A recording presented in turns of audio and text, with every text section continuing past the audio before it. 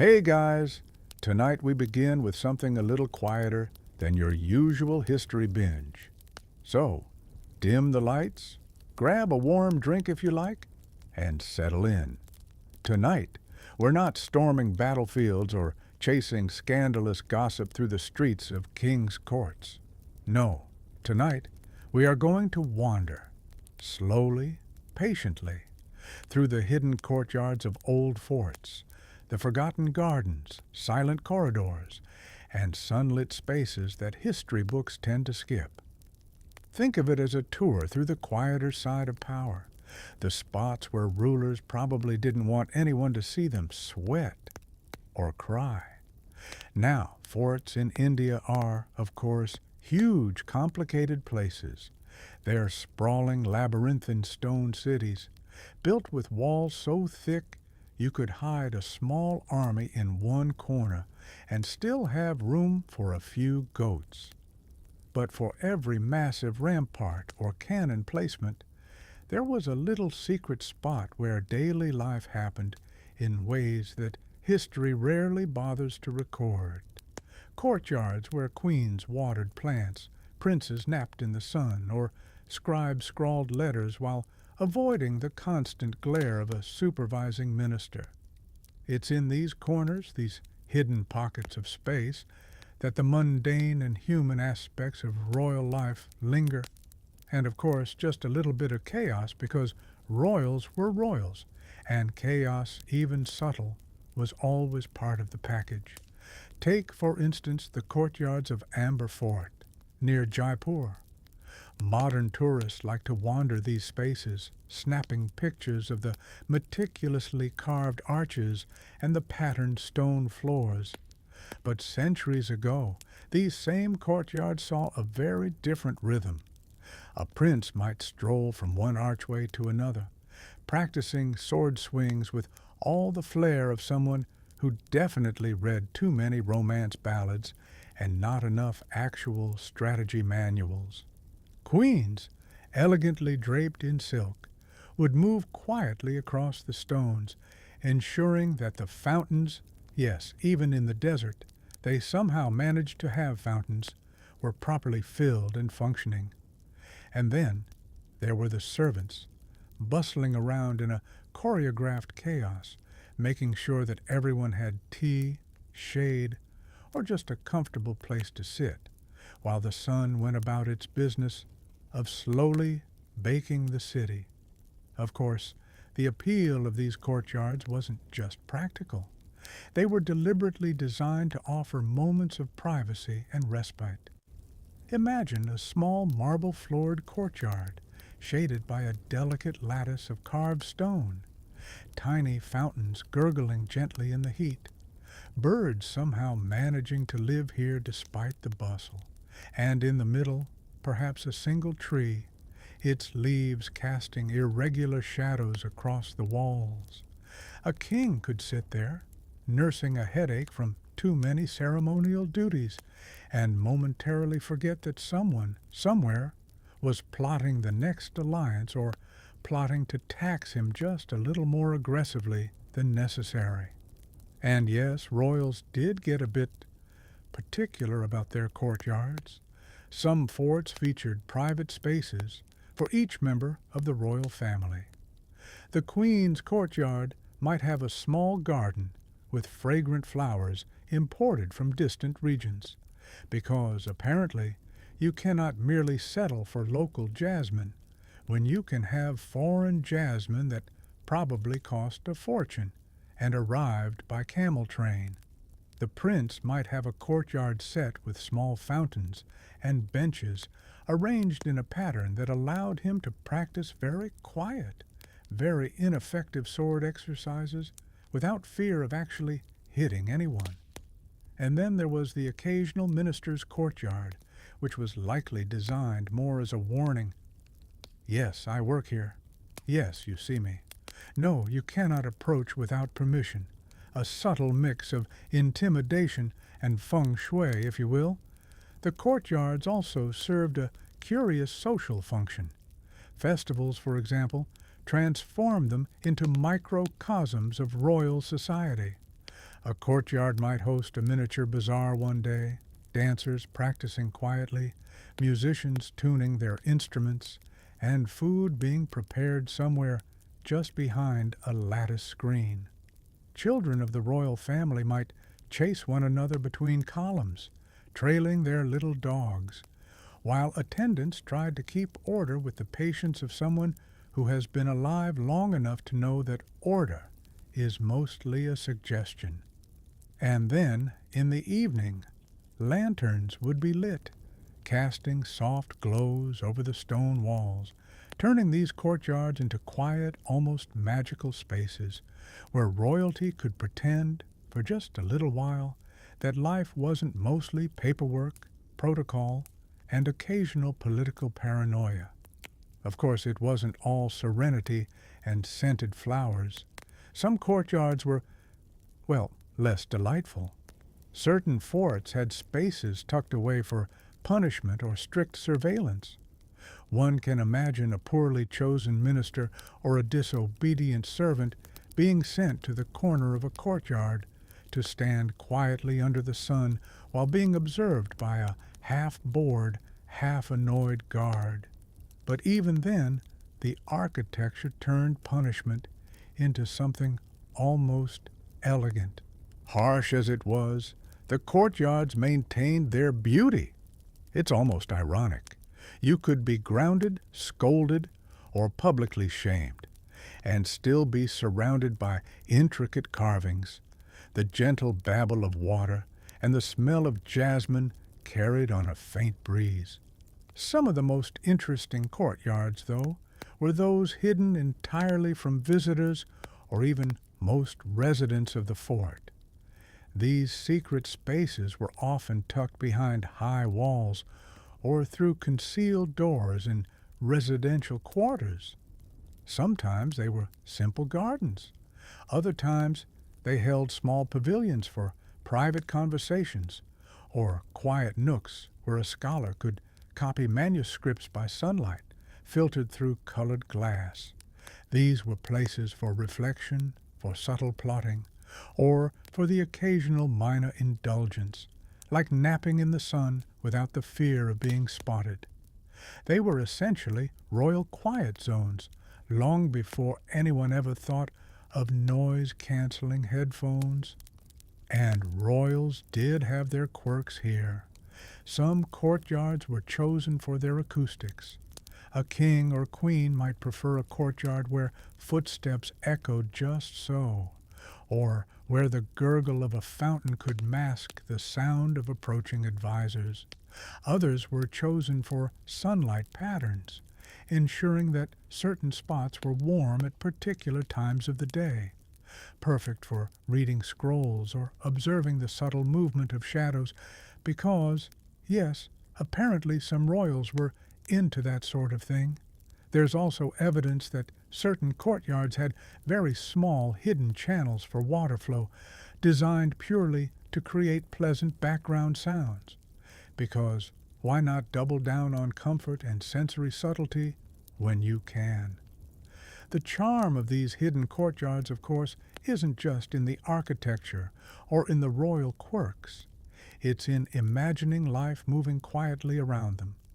A child chasing a butterfly, a cat leaping across a stone balustrade, a scribe pausing mid-sentence to watch sunlight reflect off a fountain. These moments were fleeting, delicate, and mostly invisible to history. But if you slow down, if you wander slowly through these spaces in your mind, you begin to see the full spectrum of human life. Calm, mundane, occasionally absurd, and often beautiful. And so, as we drift through our first courtyard together, let's take a moment to notice the subtle rhythms, the whisper of wind across carved stone, the small plip of water droplets from a fountain, the shadow of a vine tracing a path across the floor. Royal life, even at its most structured, was punctuated by these tiny, quiet moments, and the courtyards were the perfect place for them to unfold, almost hidden, almost forgotten, yet strangely persistent. We can float gently over to another corner now, moving deeper into the fort, past the more obvious halls and staircases, into courtyards less visited, more intimate. Here, the stories get even more personal, but that's for the next part.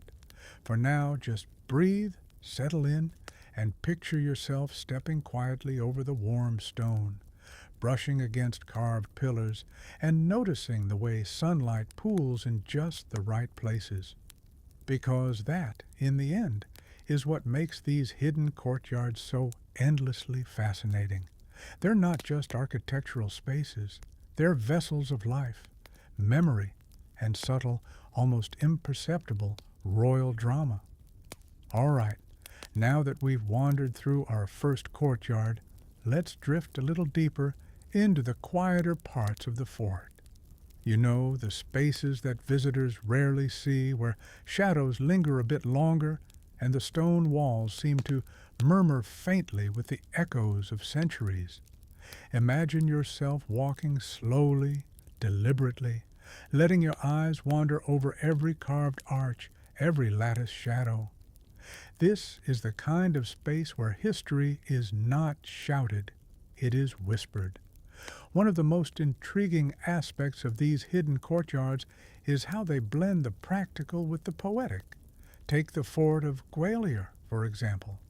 On the surface, it's all formidable walls and imposing gates, meant to intimidate any outsider with a reasonable sense of self-preservation. But step behind a slightly ajar door, duck past a sun-bleached corridor, and suddenly you're in a courtyard that feels like it was designed to make someone pause. A single mango tree, its leaves whispering in a breeze that barely enters the fort, a small basin of water reflecting light across cracked stone tiles, and a single stone bench tucked into a corner. Here, a prince might have sat with a book, or perhaps a cup of spiced milk, completely unseen by the ceremonial chaos beyond the walls.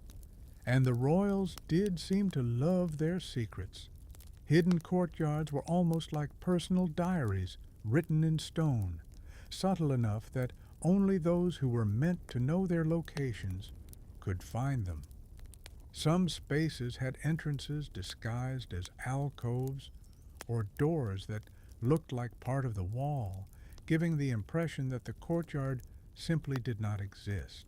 You can almost hear the snicker of an ambitious minister who failed to find it, or perhaps the soft sigh of a royal child who finally discovered a quiet corner to escape lessons or etiquette drills. It wasn't just about privacy, of course. Some courtyards served as tiny theaters for observation. A queen could watch her children play without being seen. A king could listen in on the movements of his guards or the patterns of court gossip, all while pretending to read a scroll or admire a fountain. In some forts, courtyards were carefully positioned so that sound traveled in peculiar ways.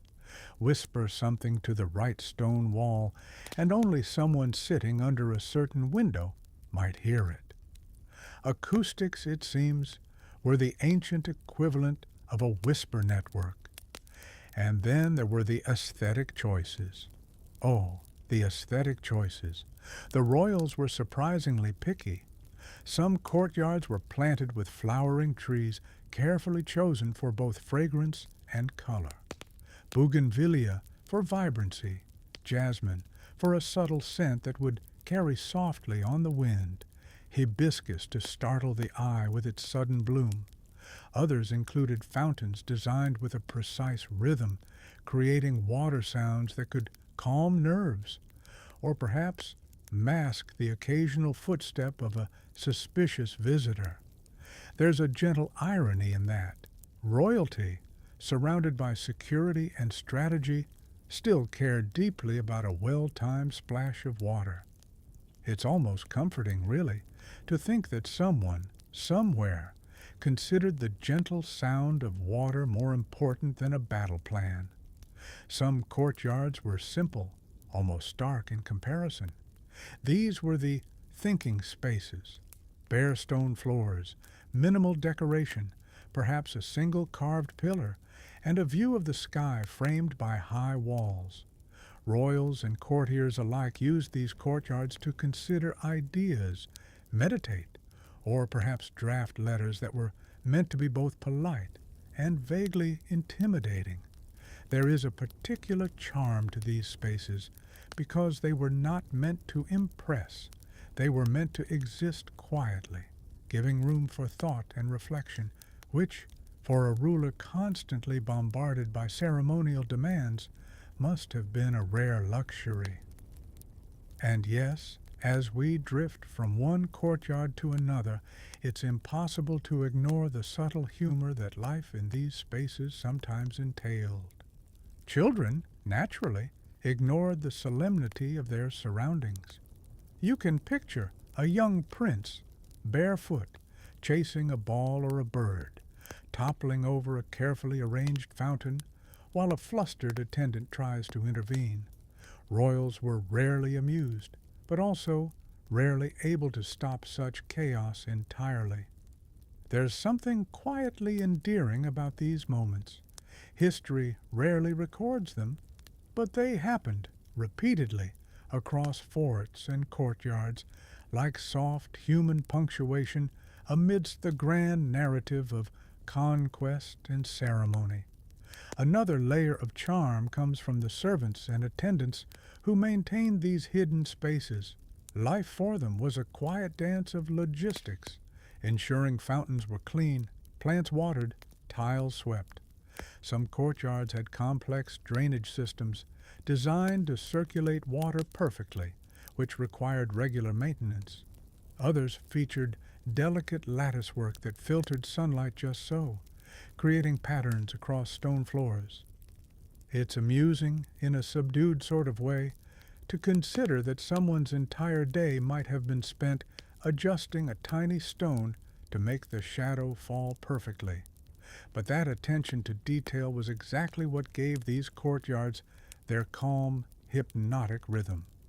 Occasionally, courtyards were repurposed for small gatherings that were private, even secretive. A quiet musical rehearsal, perhaps, with a vina softly plucked in the early evening. Or a poetry reading, a rare moment where the royal family could indulge in art rather than politics. The intimacy of these spaces made the experience feel almost sacred. No cheering crowds, no ceremonial guards, just the gentle resonance of words, music, and the occasional shift of stone tiles under a wandering foot. In a world dominated by hierarchy, these moments were refreshingly egalitarian, if only for a few hours. And let's not forget the architecture itself, which often seems to anticipate human behavior with almost uncanny precision. Lattice screens provided privacy, but allowed air to circulate. Raised platforms offered vantage points for discreet observation. Small alcoves created shadows where one could sit unseen. Even the placement of fountains and benches seemed designed to guide movement, subtly suggesting where one should pause, where one might linger. There's a quiet genius in this, not flashy, not dramatic, just thoughtfully considered and profoundly human in its understanding of comfort, curiosity, and secrecy. Perhaps the most fascinating aspect of these courtyards is their persistence. Many forts are centuries old. Wars were fought nearby. Dynasties rose and fell. Yet these courtyards remain largely unchanged, holding within their stone walls a rhythm of life that continues to echo faintly. It's as if the forts themselves remember the quiet moments, a whispered conversation, a soft laugh, a fleeting glance of affection, or the simple act of sitting alone in the sun. They are living memories, though silent, subtle, and easily overlooked if one doesn't take the time to notice.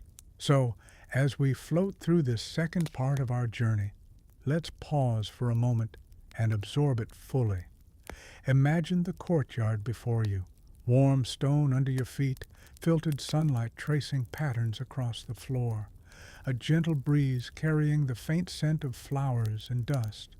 Hear the faint trickle of water. Notice the whisper of leaves in the trees. Picture a royal figure sitting quietly, perhaps thinking, perhaps simply staring, while life unfolds around them, unnoticed by the world beyond these walls. And with that, we are ready to move on to yet another courtyard, one perhaps a little larger, a little more ornate, and maybe even a little more eccentric. But for now, let yourself rest in this space. Let your mind wander through arches and fountains, across lattice shadows and stone benches, because in these hidden courtyards, history is not rushed. It does not demand your attention. It simply exists, quietly, patiently, inviting you to drift along with it. All right, now that we've wandered through some of the quieter, lesser-known courtyards, let's float over to a few more famous forts, though I promise we're still staying off the beaten tourist path. Think Mughal forts, Rajput palaces, and the hidden spaces where the rulers' lives unfolded in ways textbooks rarely bother to mention. These courtyards are the ones where human quirks, minor dramas, and gentle absurdities were allowed to bloom, much like the carefully tended gardens within them. Take, for instance, the Red Fort in Delhi. Of course, the Red Fort is famous for its massive walls, towering gates, and the occasional ceremonial cannon fire. But tucked behind the Grand Diwan-i-Am, away from the throngs of visitors or even the occasionally intrusive minister, were small, private courtyards. These spaces were deliberately unremarkable, so inconspicuous that one could easily pass by without noticing a single carved pillar or marble step. Yet, within these modest courtyards, the royal family engaged in their quieter rituals, morning prayers, casual strolls, or whispered conversations about things like whether the new court poet was actually any good. Spoiler, probably not. The Mughals had a subtle obsession with water in their courtyards. Not fountains, necessarily, though yes, they loved fountains, but shallow channels that ran along the edges of marble tiles, carrying water in precise, almost imperceptible flows. The purpose? Partly practical, cooling the air because Delhi summers are merciless, but mostly aesthetic. The sight and sound of slowly moving water was calming, a quiet counterbalance to the constant hum of court politics. And yes, it probably gave the occasional royal a convenient excuse to wander, sip a cool drink, and avoid some ceremony or another. Rajput forts, on the other hand, often used courtyards to create microcosms of power and hierarchy. Amber Fort, for example, wasn't just a fort. It was a maze of courtyards, each subtly indicating its owner's status or preferred activity. There was the public courtyard, meant for ceremonies and the occasional overly formal dance performance. Then there were the semi-private courtyards where junior royals practiced swordplay or hosted quiet music sessions. And finally, the fully private courtyards, hidden behind lattices and high walls, where queens could sip their tea, enjoy the breeze, and generally ignore the many obligations of palace life. It's almost soothing to think that even in a world built on hierarchy, there were still spaces where people could simply exist, unnoticed. Some of these courtyards were designed with surprisingly intentional acoustics. In one Mughal courtyard, you could whisper across the length of the space, and only someone sitting under a certain shade would hear you. This made for subtle conversations and, occasionally, minor scheming. Historians suspect that royals, like everyone else, enjoyed the occasional private chat that didn't involve protocol, ceremonial bows, or overly dramatic flourishes. Imagine a prince whispering a complaint about the new cuisine to a trusted friend, all while the echoing fountains drowned out any evidence. It's these quiet human details that bring life to spaces otherwise dominated by stone and status. And then there were the courtyards with the unexpected quirks. Some had illusion gardens, where the layout of plants and paths created subtle optical effects. An archway might appear longer than it really was, or a shadow might stretch in a peculiar, slightly magical way. Royals loved these little tricks, partly because they were aesthetically pleasing, and partly because they were excellent for quietly humiliating the occasional overconfident visitor. Step too far, misjudge a shadow, and you might end up looking like a fool to the person who already knew the secret. Small, harmless cruelty, really, though served with architectural elegance. Of course, the courtyards were not immune to the daily chaos of life. Children, especially, had a way of transforming a perfectly ordered space into a minor disaster. You can imagine a young Rajput prince chasing a pet parrot, scattering flower petals, and narrowly missing a fountain. A nanny might rush across the courtyard, gently scolding, while the prince, of course, smiles mischievously, because that's just what princes do. And yes, sometimes a cat or dog would decide to nap in the exact spot the prince wanted to practice swordplay. Life has a way of intruding even on meticulously designed spaces, and somehow the courtyards accommodated it all. Some courtyards were intentionally secluded for meditation or reflection. Certain Mughal forts had spaces where sunlight was filtered through latticed screens in such a way that only at a specific time of day would the light hit a particular tile.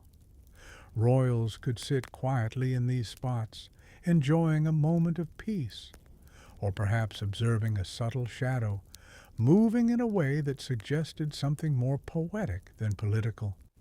These were the spots where personal rituals unfolded: a morning tea, a whispered prayer, a few minutes of journaling, quiet, calm, and entirely removed from the pomp of the public court.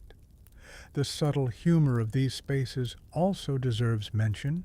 Imagine a young queen, elegantly draped in silk, attempting to walk through a courtyard while avoiding stepping on the occasional mischievous pet or rogue pigeon, or a scholar carefully copying manuscripts only to pause repeatedly as the light shifts across a tile in a way that makes him squint. The architecture itself seems to participate in life, teasing, gently nudging, or simply observing the human drama unfolding. It's soothing to think that even centuries ago, life had these small, almost imperceptible rhythms that echoed softly against stone walls. And let's not forget the seasonal changes. Courtyards and forts were not static. They changed with the sun, the rains, and the monsoons. A stone bench might be bathed in morning light one week and dappled in shadow the next. Rainwater might collect in small channels, creating temporary reflective pools. A particular flower might bloom only for a few days, filling the air with fragrance so subtle that you'd only notice if you paused and inhaled slowly. Royals, naturally, were keenly aware of these changes. They timed strolls, casual meetings, and even private lessons according to the subtle moods of their courtyards. It's a quiet, slow rhythm, almost meditative in its precision. Finally, it's worth noting that courtyards were more than just spaces. They were containers of memory. Generations of royals passed through these hidden corners, leaving behind subtle traces: a scratched bench, a carved stone, a faint line where a plant was replanted one day and forgotten the next. These courtyards remember, in their quiet way, the human details that history often overlooks. The sigh of relief after a minor victory, the soft laughter of children, the gentle scolding of an impatient but loving attendant. They are vessels for lives that were at once ordinary and extraordinary, all contained within walls that have endured centuries. So, as we drift toward the end of Part 3, take a deep breath. Imagine yourself stepping slowly through a Rajput courtyard, listening to the soft gurgle of a fountain, feeling sunlight filter through a lattice screen, and noticing the subtle play of shadows. The royals have long since moved on, but the courtyards remain, patient, quiet, and ever so slightly mischievous. In the next part, we'll move to the slightly more whimsical courtyards, the ones with eccentric architecture or surprising design choices, where history's softer, stranger details seem to gather like morning mist. But for now, just drift, observe, and let the slow, calm rhythm of the fort's hidden spaces wash over you. Now that we've explored some of the quieter courtyards, it's time to wander into the slightly more eccentric corners of old forts, the ones that feel like they were designed by someone with a subtle sense of humor, or perhaps a very specific obsession. These are the courtyards that combine function, beauty, and a whisper of whimsy, often in ways that make you wonder whether the royal architect had a little too much time on their hands. Take, for instance, the Fort of Golconda. Most people think of it for its walls, cannons, and the famed acoustics near the main gates. But beyond the grand halls are smaller courtyards where the layout seems almost playful. Curved pathways lead to hidden fountains that gurgle quietly, as if in on a secret joke. A royal official walking these paths might pause, noticing how the sunlight creates an unexpected pattern across the stone tiles, and wonder if someone designed it intentionally, or if the universe simply decided to be whimsical. In either case, it's soothing in a very particular, gentle way. And then there are the pavilions tucked inside some of these courtyards. Unlike the main halls, these pavilions are rarely grandiose. Often they are small, airy structures with intricate latticework, low benches, and just enough space for a single royal or scholar to linger undisturbed. Imagine a morning where a young queen enters one of these pavilions, her silk skirts brushing against the carved stone, a cup of spiced milk in hand, and she watches the shadows dance slowly across the courtyard floor. Nothing dramatic, nothing urgent, just the quiet cadence of life. And yes, perhaps a courtier standing just out of sight, dutifully ensuring no one disturbs this small, unremarkable magic. Some courtyards were intentionally designed to confuse or surprise. In a few Rajput forts, pathways were laid out like gentle mazes. Walk in one direction, and suddenly a fountain appears. Turn slightly, and a small tree seems to float in the sunlight. Royals could wander these spaces alone, enjoying a quiet game of visual hide-and-seek, or perhaps simply delighting in the fact that their courtyards offered a private escape from the rules of court etiquette. There's something strangely meditative about following the path, noting the patterns, and letting your mind drift along with the shadows. And yes, courtyards were sometimes decorated with subtle reminders of dynasty and status. But unlike the grandiose displays in public spaces, these reminders were small and intimate. A carved emblem tucked into a corner, a miniature mural of a historical event on a wall you could easily miss, or even a discreet plaque marking the planting of a particular tree. The human need to leave a trace, to whisper, "I was here," softly into the stone, is present even in the quietest, most private corners, and of course this is often done with an understated touch, almost like a note in a diary hidden behind pages no one else reads. In some forts, courtyards also serve practical, almost invisible purposes.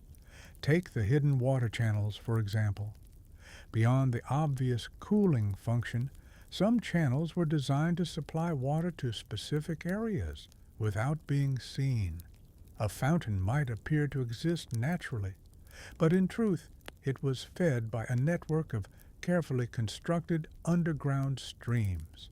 And yes, occasionally a small royal or clever child would discover the secret, and for a brief, delightful moment they would feel like they controlled the fort itself.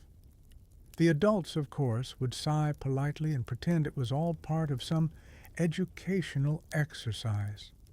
The seasonal rhythms of these courtyards were also fascinating. In spring, flowers might bloom in unexpected corners, sending delicate scents wafting through the air. In the monsoon, rainwater pooled in natural depressions, creating reflective surfaces that mirrored the carved arches. Winter mornings often brought frost or dew that sparkled faintly in sunlight, highlighting patterns in stonework that might otherwise go unnoticed. Royals, naturally, timed their movements according to these rhythms, and historians suspect that the courtyards functioned almost as calendars, marking the passage of time through subtle sensory cues. Children continued to leave their mark in gentle, amusing ways. You can imagine a young prince sketching with chalk on a courtyard floor, or a princess collecting fallen petals to arrange in neat piles. These small acts of play contrasted sharply with the rigid demands of court life, and yet they were allowed, perhaps even encouraged, in the privacy of these hidden spaces. There's a quiet charm in imagining the contrast, highly formal dynastic life, occasionally punctuated by innocent mischief, all contained within stone walls that had seen centuries of human activity. Some courtyards were intentionally theatrical in small ways. Lattices and arches often framed views of fountains or gardens, almost like a photographer carefully positioning a shot. Royals could stroll through these framed vistas, perhaps noticing how light interacted with the water, or how shadows fell across a bench, and feel a subtle pleasure in the orchestrated quiet. These courtyards were spaces where the ordinary met the extraordinary, and where daily life was elevated, just slightly, just enough to be noticed by someone paying careful attention. And then there are the courtyards that carry whispers of emotional life. Letters were sometimes exchanged here in quiet, private corners, and it's not hard to imagine a scholar or attendant pausing mid-step to read a message or note a small hint of intrigue. These spaces allowed for subtle communication, almost like the architecture itself was a silent accomplice. The walls, fountains, and pathways all contributed to a quiet network of human connection, a gentle, invisible choreography of life behind the more formal ceremonies of the fort. Even in the absence of human activity, courtyards continued to tell stories. Stone benches bear the faint impressions of long-departed visitors. Latticework holds shadows that hint at gestures once made, and the slow, steady growth of vines or small trees marks the passage of years. You can almost sense the rhythm of life that once flowed through these spaces, the quiet arrival of dawn, the soft gurgle of water, the occasional laughter or scolding, the careful steps of a courtier, and the gentle passage of shadows across stone floors. So, As we pause in Part 4, imagine stepping quietly into a hidden pavilion. The courtyard before you is still and calm. Sunlight pours through carved lattices, highlighting a fountain that whispers softly. The air smells faintly of flowers and earth, and the faint echoes of long-gone footsteps seem to linger, almost like a memory pressing gently against the stone walls. Here, in these eccentric corners and secret pavilions, history is not rushed. It moves slowly, patiently, and quietly, inviting you to notice, to breathe, and to drift along with its calm rhythm. In the next part, we'll float even further into the subtle human stories of these spaces, personal routines, quiet pleasures, and the small eccentricities that make royal life surprisingly relatable. But for now, just linger in the stillness, appreciating the gentle humor, calm design, and intimate memories that courtyards hold.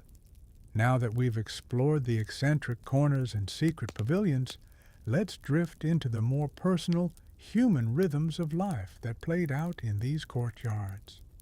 After all, forts were more than just stone walls and fountains. They were living spaces, full of people with routines, habits, and the occasional curious quirk. Courtyards were central to daily routines, especially for the royals and their attendants. Imagine a morning in a quiet Rajput courtyard, sunlight slowly spilling across patterned tiles, a fountain burbling in the corner, and a servant quietly sweeping the floor.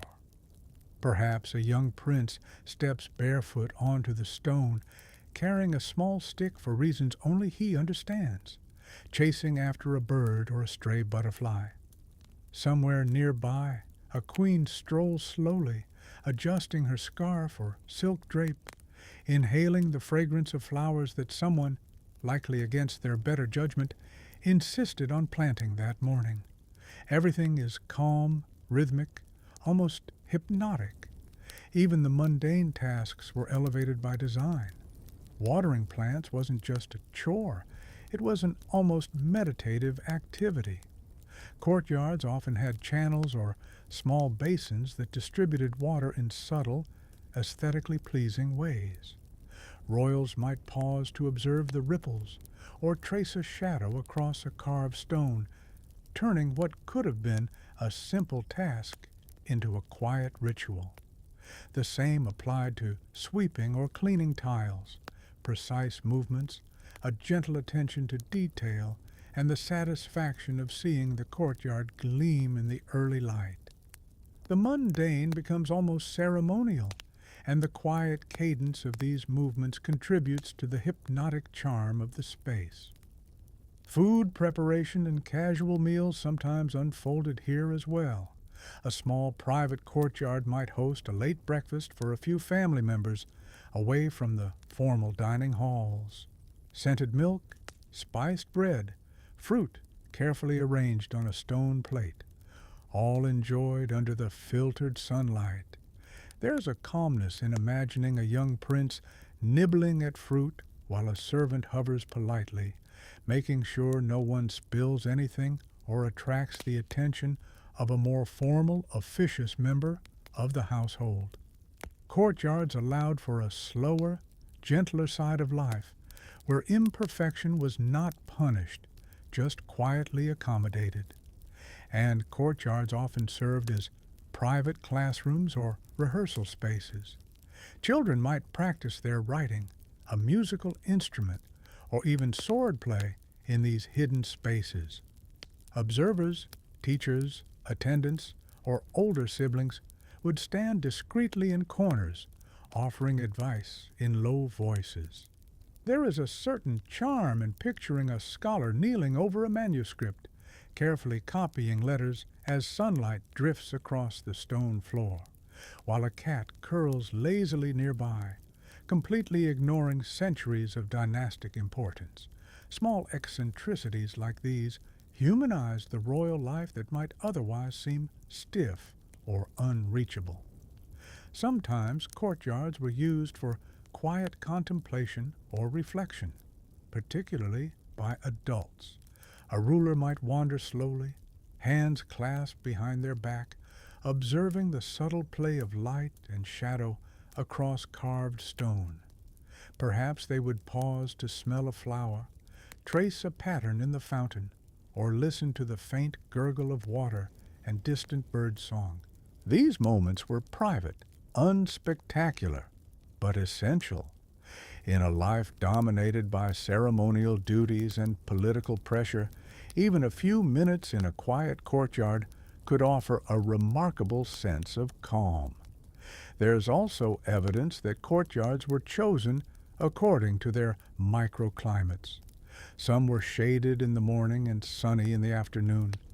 Others captured the evening breeze perfectly, making them ideal for brief strolls or private conversations. Royals were very aware of these subtle differences, and they timed their movements accordingly. One can almost hear the soft sigh of contentment when a king or queen paused in a courtyard that was just warm enough, just breezy enough, and perfectly quiet, as though the world itself had conspired to provide a brief respite. Courtyards also allowed for discreet social interactions, a small gathering of confidants, a quiet chat with a visiting poet, or a whispered exchange of news could occur entirely out of sight.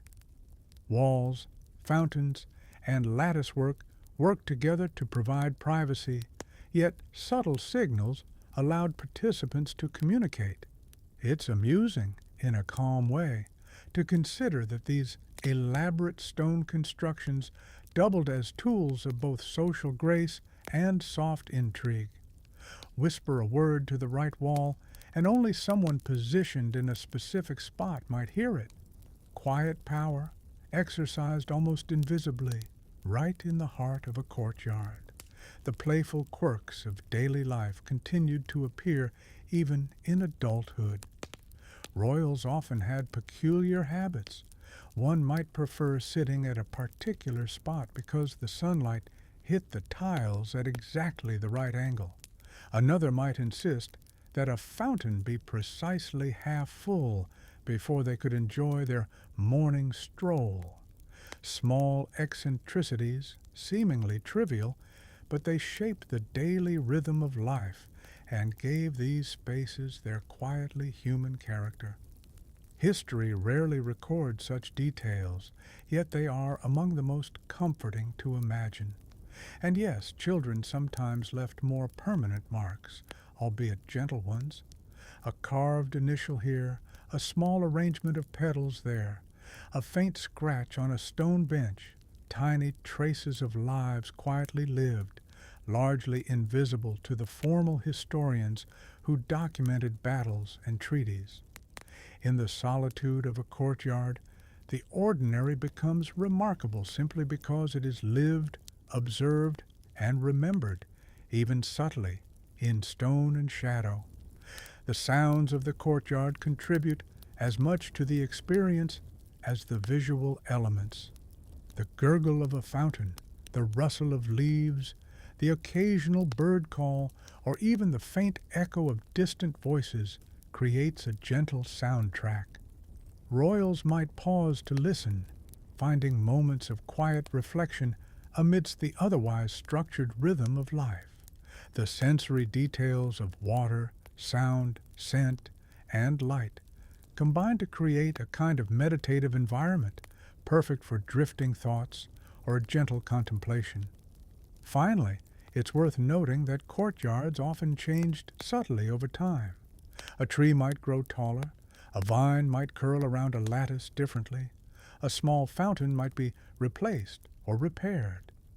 These quiet transformations mirrored the slow passage of life within the fort, leaving behind faint traces of personal histories, quiet joys, and gentle eccentricities. The courtyards, in essence, became living diaries of human presence, resilient to centuries, yet delicate in their human details.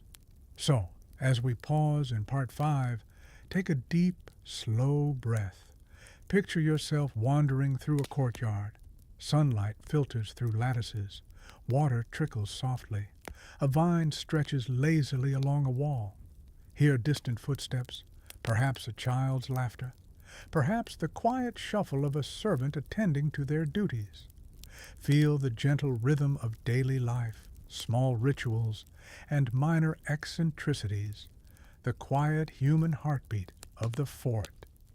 These courtyards, often hidden, often overlooked, carry the soft, persistent pulse of centuries of life. In the next part, we'll explore some of the most whimsical courtyards yet, the ones designed for leisure, entertainment, and the subtle indulgences that kings and queens allowed themselves when they thought no one was watching. But for now, just linger. Let the slow flow of stone, water, and light guide you.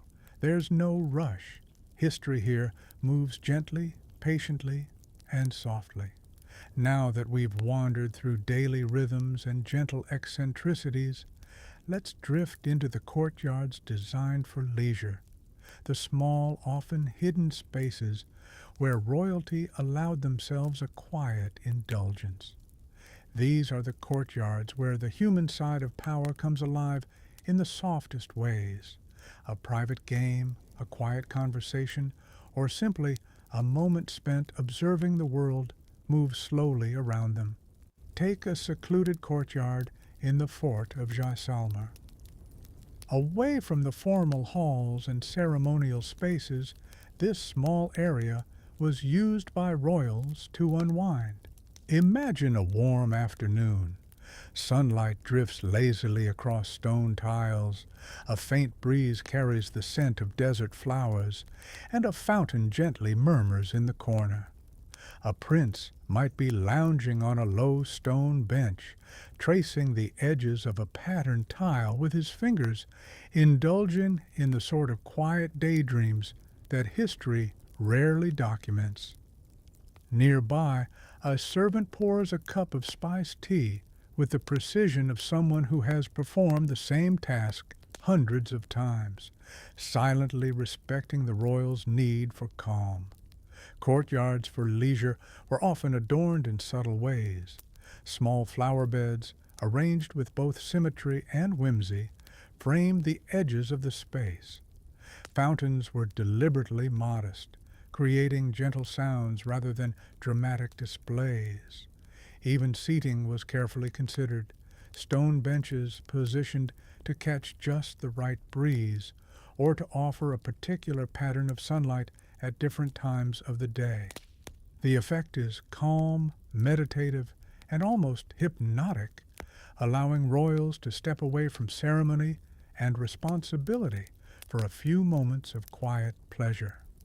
Games and minor competitions often occurred in these spaces, though never in the loud or disruptive way we might imagine.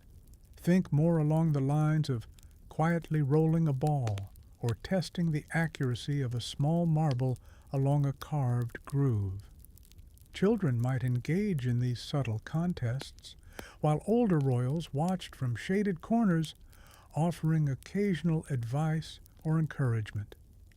There's a gentle amusement in imagining these carefully contained games, nothing dramatic, no stakes beyond a moment of playful distraction, but entirely human and entirely relatable. Music, too, found its place in leisure courtyards. A courtyard might host a solo vina performance, the strings plucked softly, notes echoing against the surrounding stone in delicate patterns. Royals could pause in their strolls, listening quietly, perhaps sipping a drink, or simply letting their thoughts drift. Unlike the grand ceremonial music performed in public halls, this was intimate, private, almost like a whispered conversation between musician and listener. And occasionally, a curious cat or bird would wander into the space, adding its own improvisation to the subtle soundtrack. Courtyards also offered opportunities for quiet observation. Royals could sit and watch shadows shift across the tiles, sunlight filter through lattices, or leaves flutter in the breeze. Minor patterns of life, the slow movement of a servant carrying water, the careful placement of a flowering branch, became small points of fascination. One can imagine a queen leaning slightly forward, tracing the shadow of a vine, or a prince watching the reflection of sunlight in the fountain, finding comfort in these soft, predictable rhythms. These leisure spaces sometimes allowed for private social interactions as well.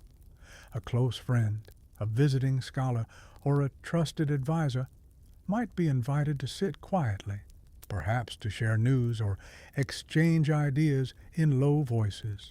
Conversations were soft, measured, and deliberate, more about companionship than politics. Courtyards offered the rare luxury of human connection unmediated by ceremony or hierarchy, and the architecture itself seemed to encourage this intimacy. Lattice screens, low walls, and strategically placed benches created pockets of quiet where words could be exchanged without fear of interruption. Even small indulgences, like enjoying a particular flower, adjusting a fountain, or moving a stone to better catch sunlight, were part of the courtyard experience. Royals often had peculiar preferences. One might insist that water flow at a certain speed. Another might prefer a bench positioned to capture a sliver of evening light. These tiny habits, seemingly trivial, shaped the rhythm of the courtyard, giving it personality and character. There's a quiet charm in imagining these eccentricities, small, human, and entirely inconsequential in the grand scope of history, yet deeply meaningful to those who lived them. Seasonal changes added another layer of subtle complexity. In spring, delicate blooms carried fragrance across stone floors.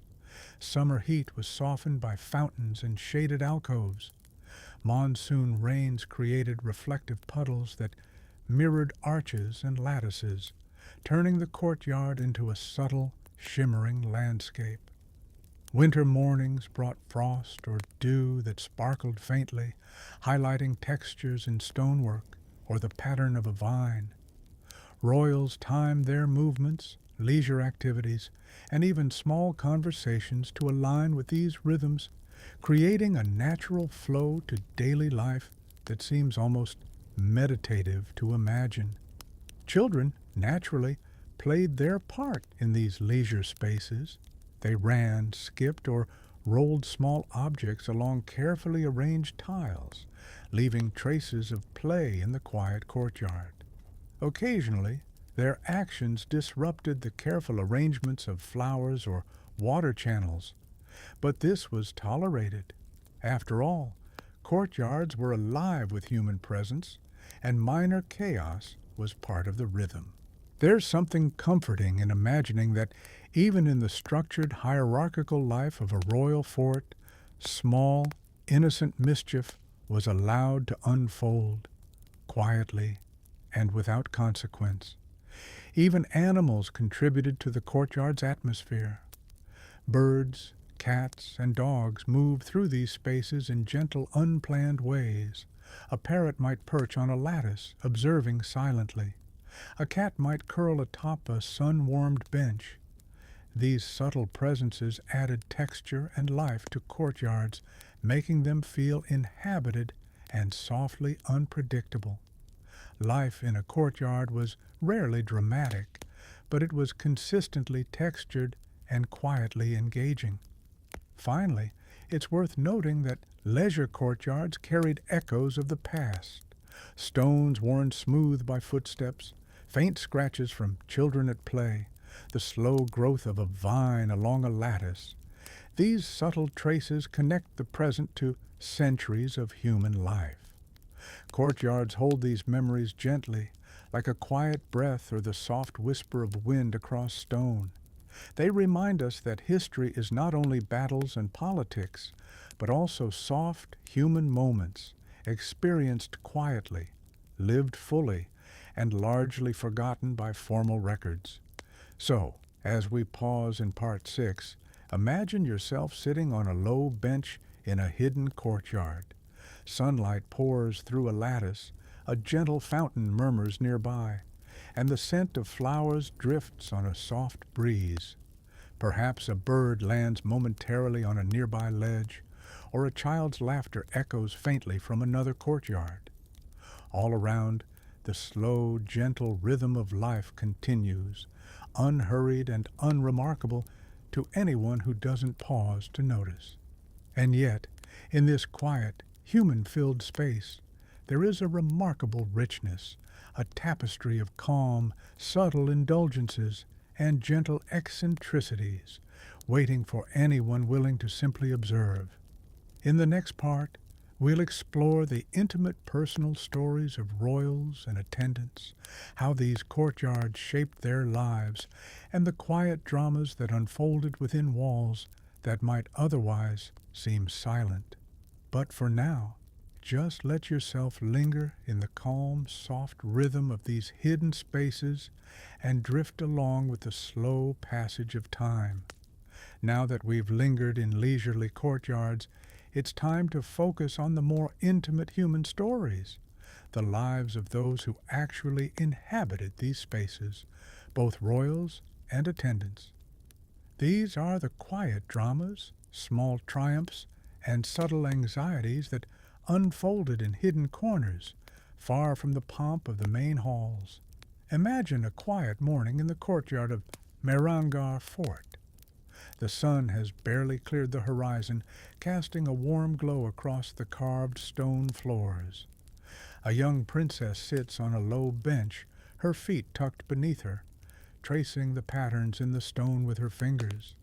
Perhaps she hums softly, a gentle melody no one else will hear. A companion or attendant sits nearby, discreetly keeping watch, ready to intervene if necessary, yet largely invisible. This is the rhythm of private life, simple, calm, quietly human, and rarely documented in official histories. Attendants, of course, were vital to the functioning of these spaces, sweeping floors, adjusting fountains, watering plants, arranging flowers. Every small act contributed to the calm ambiance of the courtyard. And yet, these same attendants sometimes became unwitting participants in subtle court dramas. A slight misplacement of a flower pot, a delayed fountain refill, or an unnoticed shadow could trigger a minor scolding, quietly delivered in low tones. These small interactions, repeated day after day, formed a delicate web of human life that was far more nuanced than the grand histories suggest. Children, naturally, had their own ways of reshaping the courtyard's rhythm. They ran, skipped, or rolled small objects across stone floors, leaving faint traces of play. Sometimes they disrupted carefully arranged water channels or flower beds. Other times, their play seemed to interact perfectly with the architecture, as if the courtyard itself had been designed to accommodate minor chaos. Royals tolerated these disruptions because life required them, and because children, like courtyards, could not be rushed or controlled entirely. Some courtyards carried stories of quiet rebellion or minor rule-bending.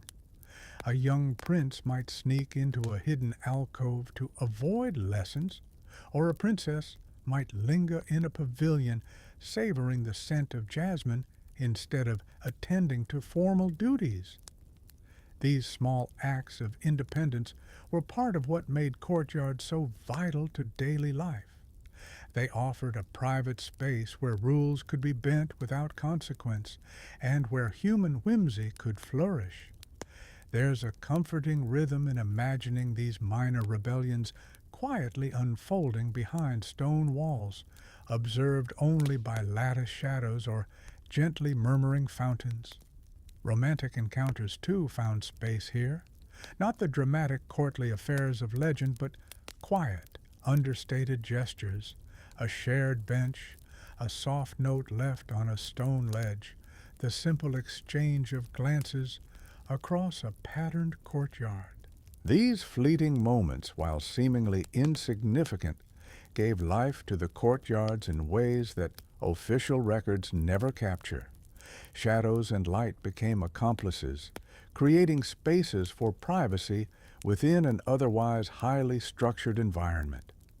Courtyards also bore witness to small emotional dramas. Perhaps a royal received unwelcome news and retreated to a favorite pavilion, pacing slowly while considering options.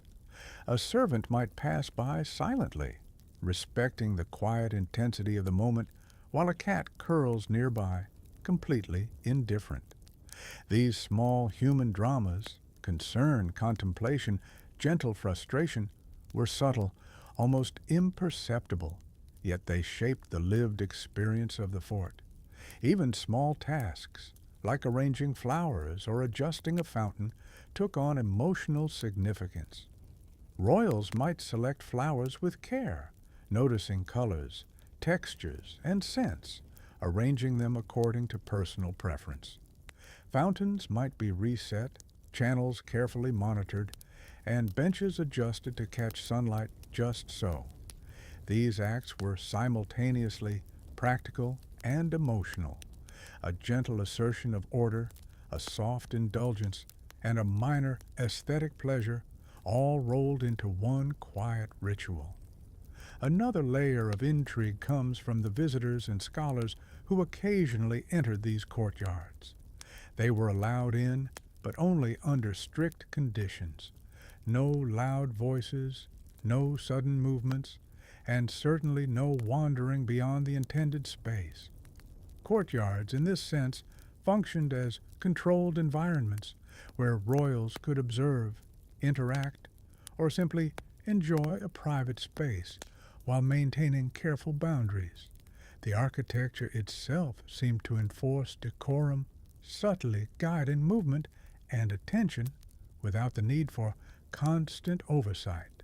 Some courtyards also provided a space for storytelling or music. A poet might recite quietly to a small group, or a musician might strum a vina while others listened in shaded corners. The acoustics of the courtyard amplified the soft notes and gentle words, creating an intimate auditory experience. Royals and attendants alike were both audience and participant, absorbed in the slow, deliberate cadence of a world that moved quietly but persistently. Even mundane activities like walking through the courtyard carried meaning. The placement of steps, fountains, and flower beds guided movement, encouraging slow observation and gentle attention. Royals might pause to admire a shadow or a reflective pool, noting subtle changes from the previous day. Attendants, trained over years, moved with awareness, maintaining balance between order and discretion. Every step, every glance became part of a soft choreography, an unspoken conversation between human life and stone architecture. Courtyards also preserved a sense of continuity. Stones worn smooth by footsteps, traces of chalk or petals, faint scratches on benches. These were subtle markers of centuries of life. They were quiet, understated, yet profoundly human. Each courtyard holds the echoes of countless small stories, quietly layered on top of each other.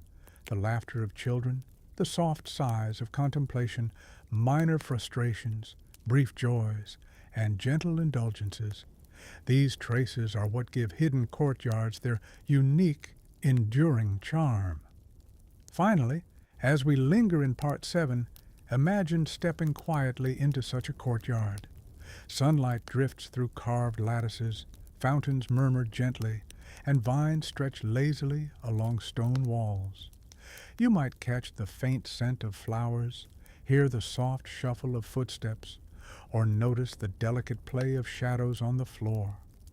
These courtyards exist in a rhythm that is slow, calm, and deeply human, a rhythm of quiet life, small pleasures, and intimate stories largely hidden from the grand narrative of history. So, as we pause here, take a slow breath and let yourself drift along with the soft cadence of these hidden spaces.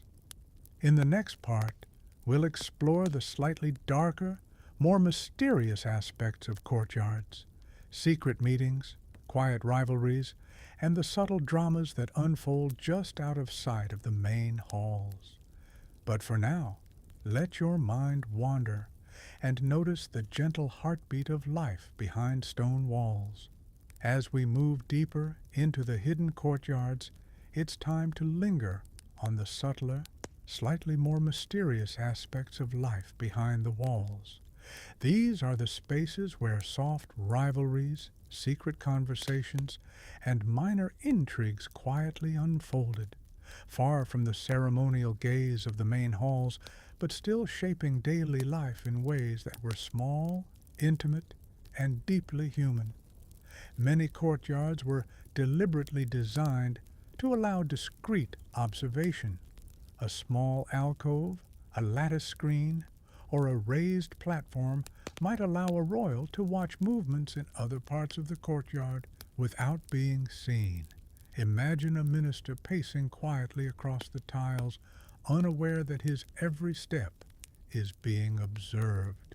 Or a young prince practicing swordplay in a corner, while a trusted confidant sits silently nearby, noting each movement.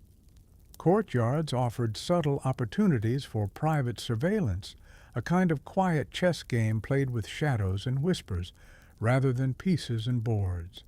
Rivalries were rarely dramatic in these spaces. Instead, they were expressed quietly.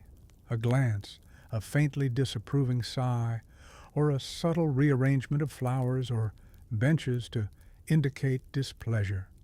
Courtyards became arenas for minor social maneuvering, where status and influence were negotiated with small gestures rather than grand proclamations. Imagine a young courtier carefully choosing where to stand, aware that the placement of his body and his eyes could subtly signal loyalty, disinterest, or even challenge. The architecture itself became an accomplice in these small dramas, creating pockets of visibility and concealment that shaped interactions with quiet precision. Whispered conversations were, of course, a staple. A note might be passed along a lattice screen, a subtle nod exchanged, or a soft word uttered to a confidant across a fountain. Courtyards amplified these exchanges in gentle ways, the soft gurgle of water masking words, or the precise acoustics of stone allowing only certain listeners to hear. Royals could communicate discreetly, exchanging thoughts on trivial or serious matters, with the architecture itself preserving the privacy of their dialogue. It's soothing, in a strange way, to imagine the gentle choreography of these conversations, carefully timed, quietly executed, and mostly forgotten by history. Some courtyards were designed with subtle tricks to encourage reflection and careful thought. Fountains might be placed to create soft, irregular rhythms of sound. Shadows from latticework could shift over specific tiles at particular times, creating moments that seemed almost magical. Royals might pause here, not because they needed to, but because the space itself suggested contemplation. There is a quiet joy in imagining a ruler stopping mid-step, noticing a fleeting pattern of light, and indulging in a private, imperceptible moment of wonder. Occasionally, minor conflicts arose in these private spaces. A disagreement over seating arrangements, the placement of a flower pot, or the timing of a fountain's flow could spark a brief, contained dispute. These quarrels were rarely dramatic, often resolved with a sigh, a soft word, or the patient intervention of an attendant. Yet they added texture to courtyard life, reminding us that even in controlled, carefully maintained spaces, human behavior introduces unpredictability. Life, it seems, cannot be entirely ordered, even in the most carefully constructed royal environment. Courtyards also played host to private lessons or intellectual pursuits. A scholar might sit in a shaded corner, reading aloud softly to a small audience of young royals. Lessons in astronomy, poetry, music, or ethics were delivered here in hushed tones, the courtyard providing just enough separation from the ceremonial world to allow concentration. Water, light, and shadow all contributed to the learning environment, creating a rhythm that encouraged attention without pressure. One can almost hear the soft murmur of recitation, punctuated by the faint gurgle of a fountain or the whisper of a breeze through lattice work. Romantic subplots, subtle though they were, occasionally unfolded in these spaces. Courtyards offered privacy for fleeting gestures, a note left on a bench, a shared glance across a fountain, or a quiet conversation in the dappled light of early morning. These encounters were gentle, discreet, and entirely human. The courtyards became companions in these soft dramas, providing shadow, sound, and secluded space in which these small stories could quietly play out. Even in the absence of human activity, courtyards retained a sense of quiet vigilance. Stones worn smooth by footsteps, subtle depressions in the floor where benches once sat, and traces of flower petals or chalk sketches all contributed to a sense of lingering presence. These silent markers remind us that the courtyards were more than empty stone spaces. They were living repositories of memory, echoing with minor triumphs, quiet disputes, and everyday routines that spanned generations. Animals, too, played their part in courtyard life. Birds, cats, and even small dogs moved freely, sometimes disrupting plans, sometimes providing companionship, and always adding texture to the gentle rhythm of life. A parrot might mimic a human voice in unexpected ways, eliciting a faint, amused sigh from a royal observer. A cat might curl on a sun-warmed bench, completely indifferent to the weight of centuries and dynasties. These interactions, though minor, contributed to the soft tapestry of courtyard life. Seasonal changes subtly shaped the tone of these spaces. In summer, courtyards might be used primarily in the morning or evening when the air was cooler. Monsoon rains added reflective surfaces and a soft, muted soundscape. Winter mornings brought frost, accentuating the play of sunlight and shadow. Royals timed their private conversations, leisure, and reflection according to these natural rhythms, integrating the subtle passage of time into their daily experience. The courtyards thus became instruments of quiet patience, teaching, and gentle observation, all without a single spoken word. Finally, the subtle mysteries of courtyards are worth pausing over. Hidden doors, slightly raised steps, or cleverly placed screens might hint at a space that is no longer used or one that has been forgotten. Yet even these seemingly abandoned spaces carry memory. Faint scratches on a wall, an old channel that once carried water, or a corner where petals have long since been blown away. Every element contributes to a tapestry of quiet history, largely unnoticed but deeply resonant for anyone willing to linger and observe. As we pause here at the end of Part 8, imagine yourself stepping lightly into such a courtyard. Hear the soft gurgle of a fountain. Notice shadows shifting across the tiles. Feel the faint scent of flowers carried by a gentle breeze. Perhaps you catch the subtle movement of a bird or the faint echo of footsteps long past. Courtyards, in their quiet, deliberate design, invite attention to these soft details. A whispered conversation, a minor rivalry, or a fleeting gesture of human curiosity. In the next part, we'll explore the final courtyards, focusing on the lingering presence of memory, the echoes of life long past, and the meditative calm that these hidden spaces provide centuries later. But for now, let your mind drift gently along with the soft rhythms of these subtle dramas, and notice how even quiet spaces can hold extraordinary life. As we approach the final stretches of our journey through hidden courtyards, let's take a moment to linger on the quiet traces of time, the echoes of daily life, small pleasures, and gentle routines that have persisted long after the last royal footsteps faded. These are the courtyards that seem almost alive, holding memories of centuries of human presence within their stone walls. Consider a quiet courtyard in the fort of Chittorgarh. Sunlight spills softly across the worn tiles, and a faint breeze rustles the leaves of a lone pomegranate tree. The stone benches are smooth, shaped by countless footsteps over generations, each mark telling a story that is largely forgotten.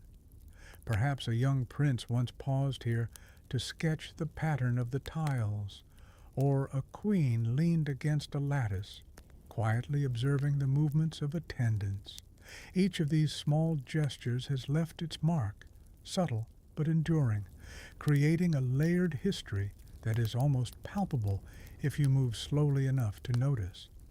Courtyards serve as gentle witnesses to human life. Here, minor routines become meditative acts, arranging flowers, adjusting a fountain, walking deliberately along a patterned path. Every motion is small, quiet, and precise, contributing to the rhythm of life that echoes faintly across centuries. Even when empty, a courtyard carries a sense of anticipation, the lingering scent of jasmine, the soft murmur of water, and the faint impression of footsteps in stone. History, in this sense, is quiet, patient, and deeply human. There is also a subtle poetry in the way courtyards change with light and shadow. Morning brings a soft, golden glow across carved arches. Afternoon casts cool, shifting patterns on tiled floors. Evening brings a gentle hush as sunlight retreats and shadows grow long. Royals, attendants, and children move through these spaces with an intuitive awareness of this rhythm, shaping their routines around subtle variations in light, sound, and temperature.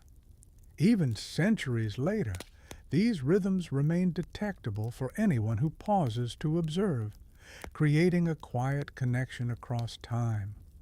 Many courtyards also contain the faint marks of playful mischief.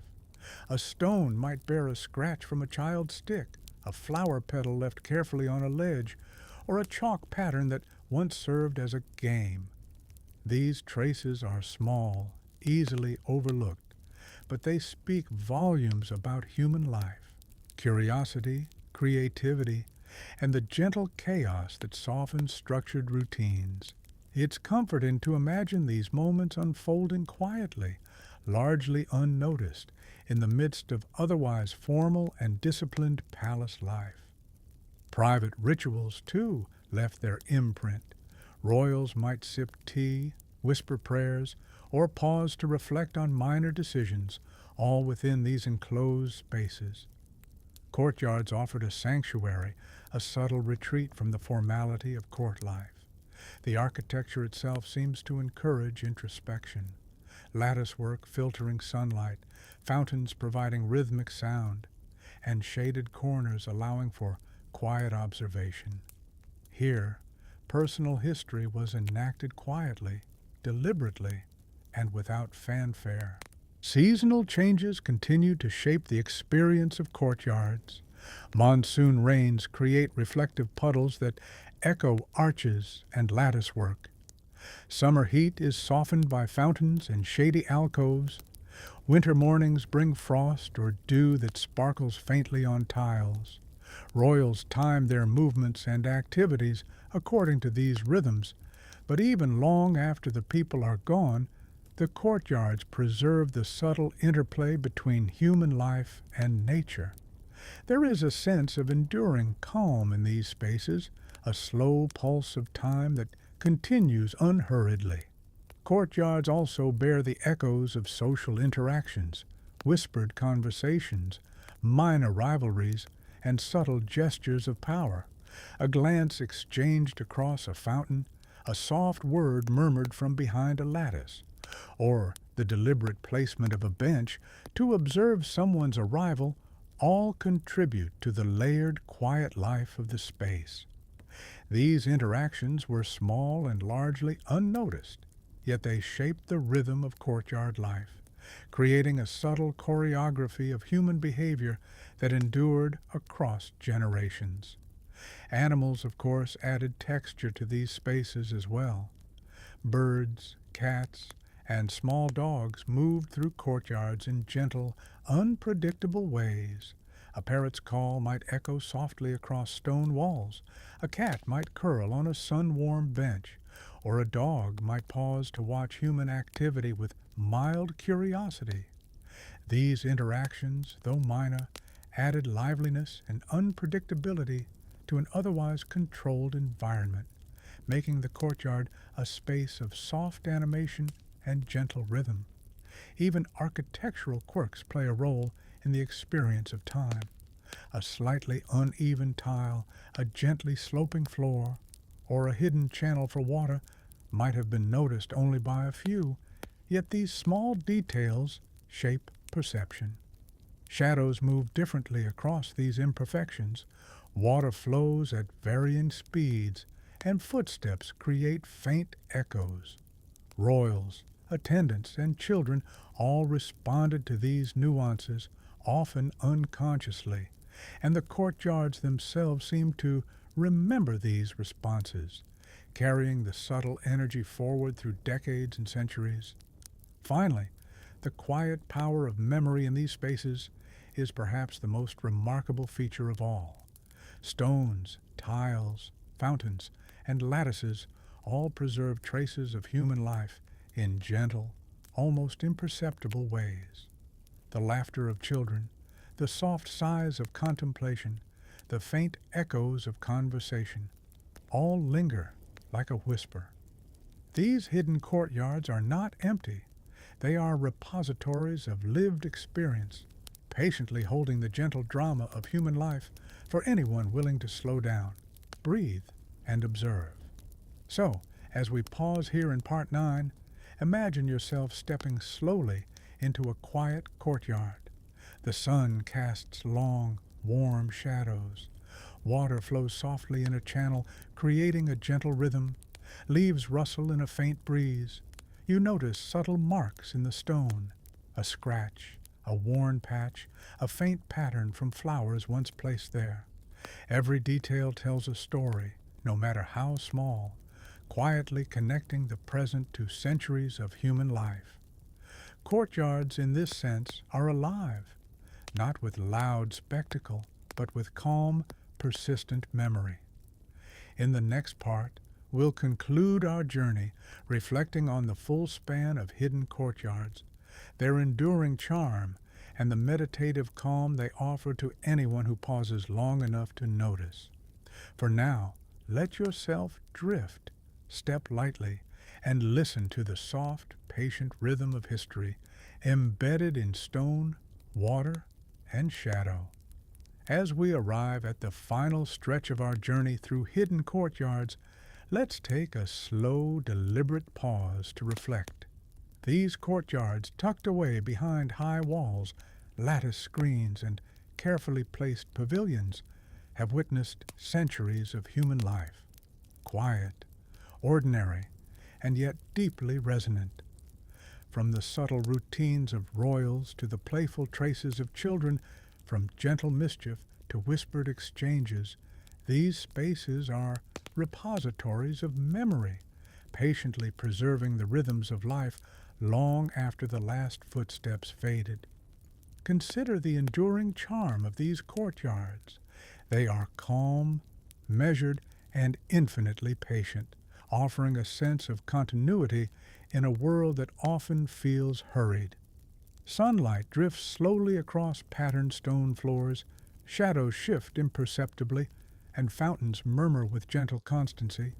A vine curls along a lattice, flowers bloom and fade, and the faint scent of earth and petals drifts on the breeze. In these quiet, deliberately constructed spaces, life unfolds gently, imperceptibly, and beautifully, inviting observation and reflection rather than attention or excitement. What is remarkable about hidden courtyards is how they reflect human character in subtle, often overlooked ways. A ruler's eccentricity might show in the precise placement of a bench. A child's curiosity might leave a scratch in the stone, and a quiet argument might echo softly across a fountain.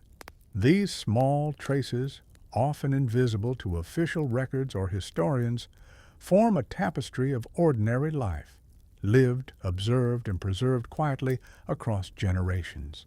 In many ways, the courtyards themselves act as gentle witnesses, holding human activity like a soft breath in stone and shadow. Even the architecture contributes to the meditative rhythm of the courtyards.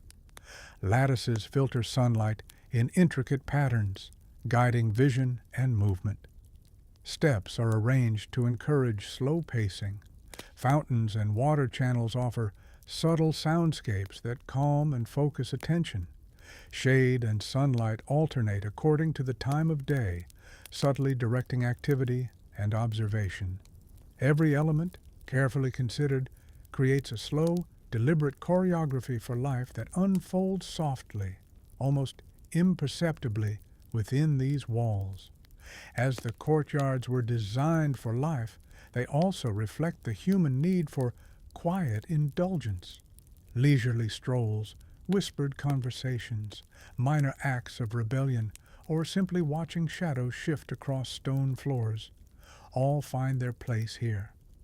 Courtyards offer space for reflection, imagination, and gentle amusement, a calm counterpoint to the formal, ceremonial spaces of forts. They remind us that even in the most structured, hierarchical societies, human curiosity, creativity, and small pleasures find expression in private, subtle ways. Perhaps the most meditative aspect is the passage of time itself. Seasons change, tiles wear, vines grow, and fountains continue to murmur, marking the slow, patient movement of life. Shadows lengthen and retreat. Wind carries the faint scent of flowers, and the sun paints ever-changing patterns across stone. Royals, attendants, and children all move through these rhythms intuitively, aligning daily routines with the gentle cadence of light, air, and water. Courtyards preserve these rhythms, carrying the quiet heartbeat of centuries forward, waiting for any visitor willing to notice. Animals also contributed to the living rhythm of these spaces. Birds, cats, and even small dogs added unpredictability, charm, and life. A parrot might echo a soft human sound, a cat might curl lazily on a sun-warmed bench, or a dog might wander across a tiled path. These small presences remind us that courtyards were never truly static. They were spaces where the slow interaction of humans, animals, and nature created a soft, enduring vitality. And of course, these spaces were repositories of human stories, quietly layered across generations. Minor rivalries, whispered exchanges, subtle courtship, playful mischief, and contemplative solitude all left traces in stone, shadow, and sound. A scratch in the tile, a worn patch on a bench, the gentle curl of a vine, all are small, almost invisible traces of ordinary life. And yet, when observed slowly, they form a rich narrative tapestry of human experience, understated yet deeply resonant. Walking through a courtyard today, one can almost feel the faint echo of past presence. The murmur of water, the shifting shadows, and the scent of flowers create a sense of continuity, a rhythm of life that persists quietly, patiently, and gently. There is no rush, no dramatic event, no urgent call to action, only the persistent, unhurried pulse of human life, preserved in stone, light, and shadow. It is calming, meditative, and strangely intimate, offering a rare opportunity to connect with people who lived centuries ago in ways that are subtle, gentle, and deeply human. Perhaps the final lesson of hidden courtyards is the beauty of small, ordinary moments, royal eccentricities, minor indulgences, quiet observations, and gentle play all contribute to a life that is rich, meaningful, and quietly enduring. There is no need for grand gestures or dramatic events. The slow unfolding of life, day by day, season by season, is enough. Courtyards remind us that history is not only battles and politics, but also quiet, ordinary human experience, lived softly, observed carefully, and preserved patiently. So, as we gently draw this journey to a close, imagine yourself stepping lightly through a quiet courtyard. Sunlight filters through lattices, water murmurs softly in a fountain, and the scent of earth and flowers drifts lazily on a breeze. Perhaps you notice a faint scratch on a tile, the shadow of a lattice shifting slowly, or the curling of a vine along a stone wall. Each detail tells a story, every small trace of life preserved in calm continuity. The courtyards are alive, not with spectacle, but with gentle, patient memory. And as you take one last slow breath, let the rhythm of the courtyards guide your own. Walk slowly through imagined tiles, pause at a sunlit bench, listen to the murmur of water, and feel the presence of centuries softly layered in the space around you. Hidden courtyards in all their calm, subtle beauty remind us to move slowly, observe carefully, and appreciate the quiet richness of life, both past and present. Good night, and may the soft echoes of history follow you gently as you drift into rest.